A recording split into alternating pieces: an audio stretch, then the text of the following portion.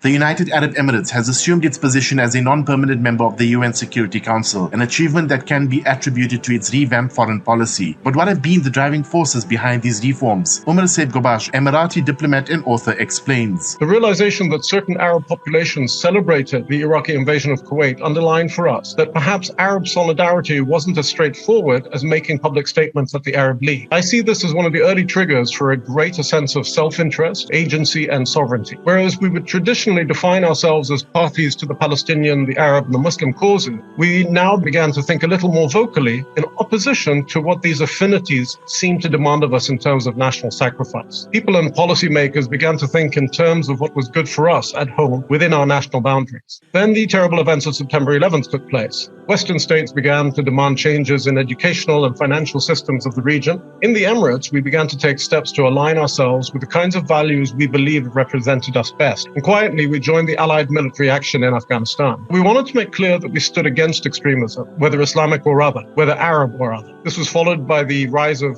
Al-Qaeda in Iraq and then ISIS in Syria. The virulent strains of political Islam and extremist ideologies of incredible violence threatened the minds of our children. The result of these events and movements was that we as the UAE began to take a more hands-on approach to the ideological battles taking place in our region. We knew, and we continue to know, the neighborhood and the key actors. We also understand the real motivations of extremists and political Islamists. So we began to engage with these broad issues in a practical manner in order to stop the Arab world falling into the hands of people we know harbor extremist, exclusivist, and intolerant ideology. So what is this new foreign policy? We have a focus now on attracting foreign direct investment. We are energizing our network of embassies and diplomats in order to serve the ministries of industry and advanced technologies, the ministries of food security and of space, and climate change, among others. The UAE's new foreign policy signals to the country's enemies, those that embrace extremist ideologies and support them, that the UAE as a sovereign state is scripting a new national narrative on its own terms. Additionally, we're focused on